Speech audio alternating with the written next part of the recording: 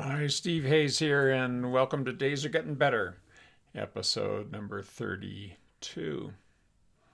In today's episode, I want to talk a little bit about the upcoming World Conference in Buenos Aires for the Association for Contextual Behavioral Science. I'm going to talk a little bit about the trend towards idionomic analysis and some of the churn that's going on inside our clinical and science communities about it. But also, I want to tell a story about how long my lab and team has been interested in that topic, telling a very personal story that I think puts it all in a good context. Attached with this issue is a newsletter that includes a column on how to deal with some of your biggest fears. And I want to mention some of what's there. It's a tiny dad brag in that newsletter. I'll mention that as well. And a really exciting way that you can support a transformational change that's happening that I think will, if you've been following me, I hope you agree, will begin to turn us in a more humane direction away from these top-down normative categories that we've been trying to live inside and that have been squeezing down on our clients, ourselves, our children, and on humanity worldwide. So all of that, maybe a few other things. So let's dive right in. I want to start out with just a shout out for the World Conference. You can't register anymore. It's sold out there in Buenos Aires, and it's never happened before that a WorldCon is sold out. You can still get into some of the pre-conference workshops, and it's because I know from the registration, the entire continent of South America is super excited to see ACBS arrive inside that continent. And it's going to be a conference that's in English and Portuguese and Spanish. And the majority of the attendees are not native English speakers, which is the first time that that's happened, to my knowledge. So it's super exciting in many ways. I am not asking you to come, particularly unless you're close enough to, hop in and take an additional pre-con, the pre-conferences on Tuesday and Wednesday of that week of July 23rd through the 27th, 28th in there, Tuesday through Sunday. But in the program itself, there's a lot of attention being given to the role processes of change. And if you are here getting my newsletter, you know how important that topic has been for me. And I want to tell a story about that because there is some feeling, that, this move towards processes is just the latest fad, or that it's not really central to our work. I mean, people have thought, golly, ACT is always process-based. Contextual behavioral science has always been process-based. What's the difference? Well, it's taken us a while to really dial in to what the difference is, and I can tell you that I am now in a space where almost every week I'm surprised. Almost every single week. But I shouldn't be, because I want to tell this story about the late Arlinza E. Turner, who did the third dissertation in my lab when I got a job at the University of North Carolina, Greensboro. I was there for 10 years, actually 11. I had a year before I hadn't finished my PhD. So I was finishing it up after they hired me down there, and then I left when the department got into conflict between the cognitivists and the behaviorists to go to the University of Nevada, Reno, where I have been my whole career. I retired last July. I had my last lecture because I have 2 students. I'm graduating here in a few months. And I thought I should have my last lecture on May 22. I will talk about that when it's released. That was a wonderful event where people came all around, and I was able to say some things about the arc of that history. And part of, in saying that, I went back and looked at, even before there was a lot of clarity about ACT or its a beginning term, which was comprehensive distancing. I have an article coming showing that indeed that really was ACT. All of the elements are there, even up into 1986, which is before almost anybody you'd think of as being an ACT person, other than Rob Settle and a couple others, had even been exposed to ACT. All of those elements are in there, but it's interesting that the lab really didn't emphasize that. There was one randomized trial at the beginning, Rob Settle, still teaching at Wichita State. And he did that randomized trial of the early ACT work, then called comprehensive distancing. And all of the other dissertations, the next 11, are on relational frame theory, or extending it to rule governance, or processes of change inside ACT, and doing qualitative research, and then quantitative research, and then trying to understand why you maybe should do experiential training rather than rule-based training. And then there's this outlier. It's an outlier because if you look at those early studies, they've all been almost all published, and they've almost all been massively cited. Not at the time. The lab was too tiny. And when I gave my last lecture, I talked about how the year before I left, I got an evaluation that said that my work was below average, and specifically that my dissertations were poor. Proved not to be true. But one of them might look at it and say it proved to be true because it was done in 86. It didn't publish until 96. And as of just yesterday when I looked again, it had all of 9 citations. 9. After being out for 25 years. It was done by the late Arlinza E. Turner. A wonderful man. A black man and a sexual minority who came from rural North Carolina in a town where hardly people didn't even finish high school, and very, very few went to college. And nobody had ever gone to graduate school. And when he was in the lab, when he arrived, he was poorly educated. I mean, grammar was really hard for him. Writing a English sentence correctly is hard. But he worked at it. And he listened, and he pushed, and he did research, and he learned, and he gravitated towards ideographic analysis. I had some early studies there that we were reading from people like Lamille about how personality, when you measure it within a person over time, looks completely different when you measure it across a whole bunch of people and do what we normally do in psychometrics. But because he was a stigmatized minority, doubly so with an intersection there, he saw in the ideographic approach that behavior analysis had, and this new statistical approaches that he was reading about in this little bloomlet of ideographic focus, which pretty much died out soon afterwards, there in the late 70s and early 80s, other than a few places. Developmental psychology, people like Nesselrode, but there in behavior analysis, people like Sidman and so forth. He saw in that a way for stigmatized minorities to have a voice. Why? Because instead of being shoved into a bell curve and being nothing more than an error term, when you go in an ideographic direction and you try to model what's happening for the individual, that individual's voice is allowed to be heard. It almost brings tears to my eyes to think about how important that was to this wonderful man.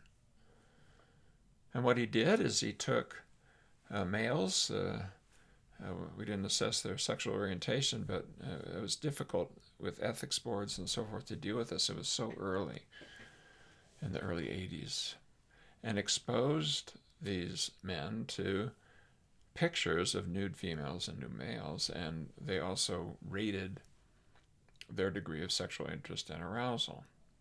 And they did that repeatedly over and over and over again at visiting the lab and having those assessments, both physiological and self-report. Now, if you looked across people, I think I had 24 people in this study, by my memory, they showed the normal thing. Self-report doesn't correlate very well with physiological arousal.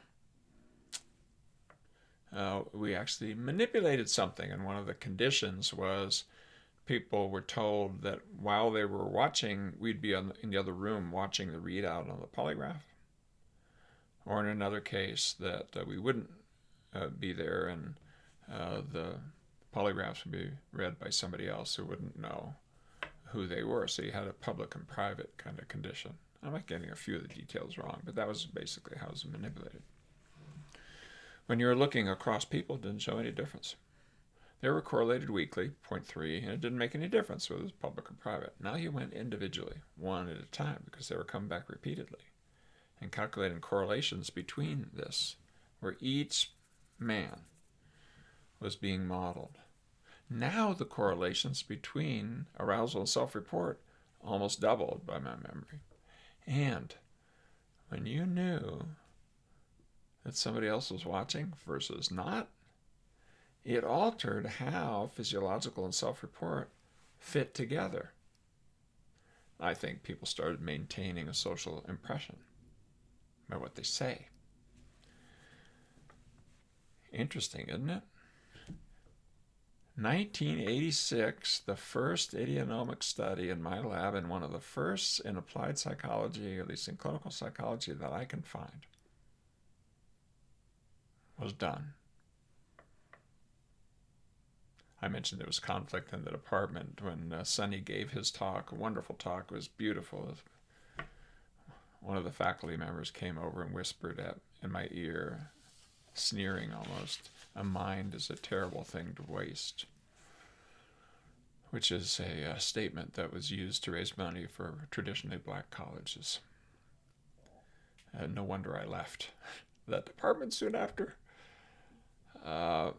But also what it showed is the field was not ready for that. And when Sonny died in 1995 of AIDS, and he went to New York, and he became the chief psychologist at Mount Sinai Medical School. A really important position. And he was known for writing elegant, beautiful treatment manuals. His training, he was brilliant. His determination to get it right actually led this honorable and good man to being one of the best in being able to help evidence-based therapy with clear treatment protocols. When he died, I was determined that his voice would be heard. And I eventually published the article in an all-Spanish journal that a friend, I think it was Carmen Luciano, agreed to publish it. And it's been cited 9 times in 25 years. My point? Here's my point. You've heard me say repeatedly, every voice matters. And that what we've been doing in our statistics and our normative categories and our DSM and our ICD and our psychometrics and our achievement tests and our personality tests and on it goes, is we have been turning human beings into error terms. And here's a brilliant, kind man carrying the intersectionality of 2, at the time, heavy, heavy stigmas. And he saw in idionomic analysis, what we call it now, the possibility for him to be given a voice and for people he loved and cared about to be given a voice. So, there it is. When I say we want to kill the DSM, it's not because I want to burn down a house. It's not a matter of pride. It's not a matter of being iconoclastic. It's not even a matter of creating new research methods or anything like that. It's a matter of empowering human voices. A metaphor I use, it's like Horton with his big elephant ears.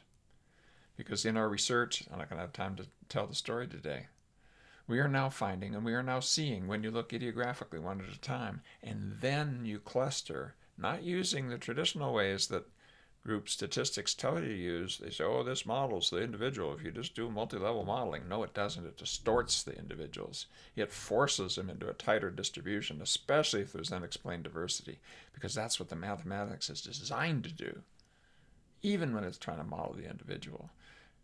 But instead, when you model every individual first, now you find clusters that were completely invisible before. I can't tell the story today, but I literally danced around the house just about 10 days ago when we replicated a finding where deep inside our idionomic data, there's a little subgroup, and it's been replicated, who handle values and emotion completely differently and in a way that makes total sense. We call them the Stoics. And I'll explain it to you in a future Days Are Getting Better episode. But my point right now is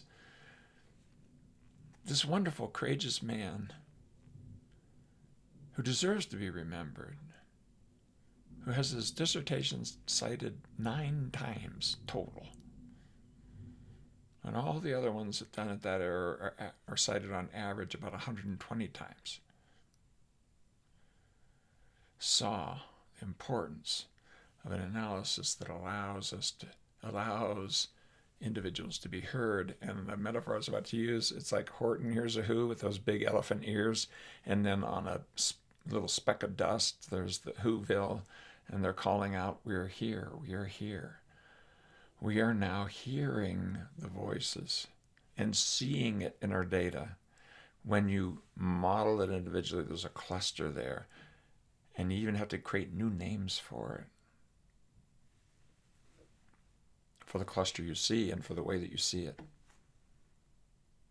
We found variables that at the group level only show you no effect. When you go idiographically, a large percentage show positive or negative effects, and they balance themselves out. So our statistics are saying, oh, there's nothing there. We had invented a word called idiosyncratic. It looks like it's equivalent, but when it's done idiosyncratically, no, it isn't.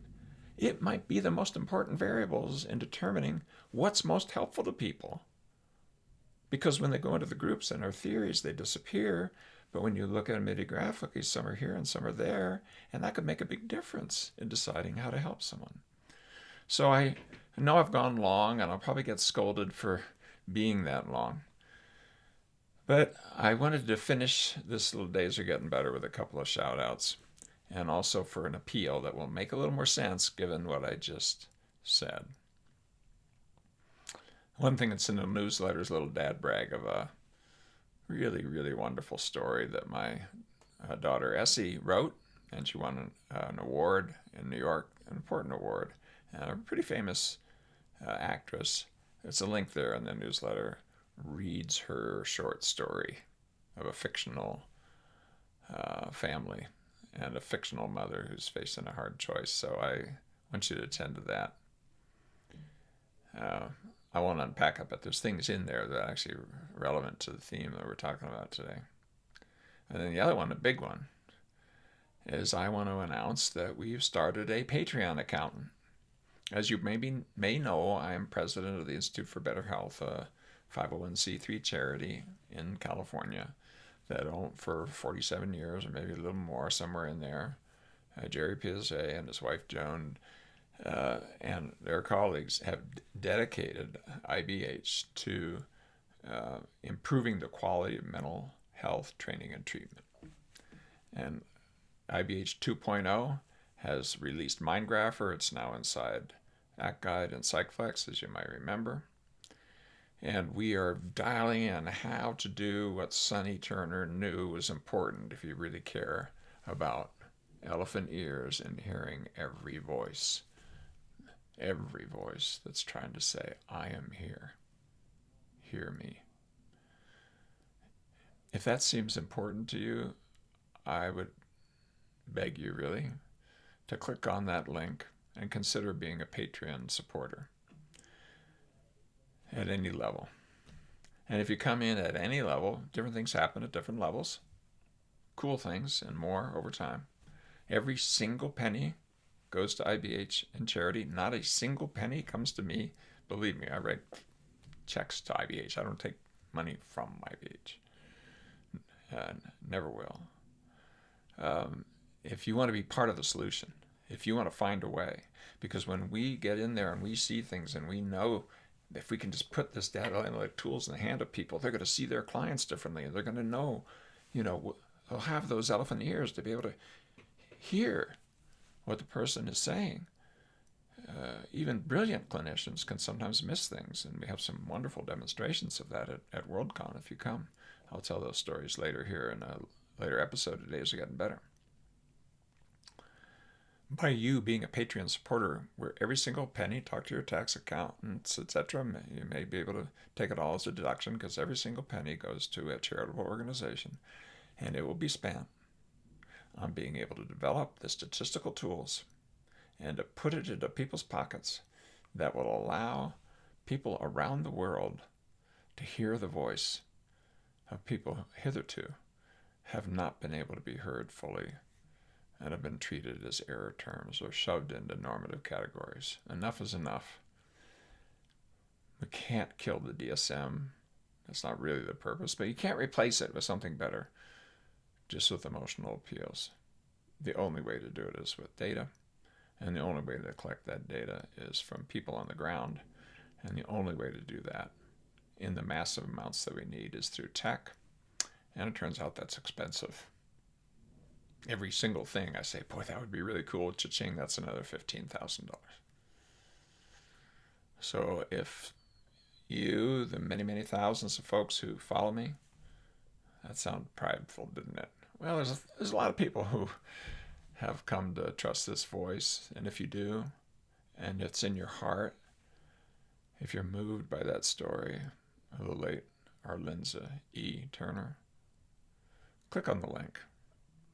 And if you do, you will get a link to an awesome networking tool that you can play with called Plan, the Personalized Life Assessment Network. It's really cool. It helps you see your own life and the life of your clients in a different way. Just play with it. What's linked to what? You may see things that you would otherwise miss, and it's so fun. If I solve this problem, what would happen? Click on the node, delete it. You can see a different network.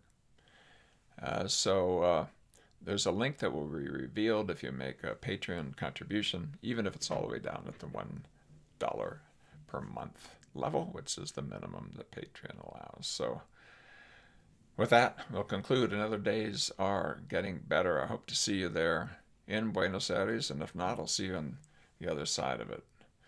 Peace, love, and life, my friends.